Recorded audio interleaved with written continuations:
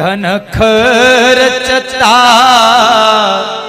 મળશે બધું, પણ માતા પિતા મળશે નહીં.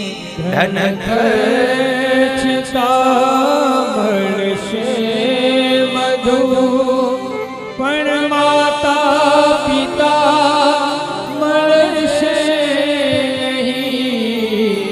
માતા પિતા મળશે. પલ પલ પુનીત ચરણની તમે ચાહના ભૂલશો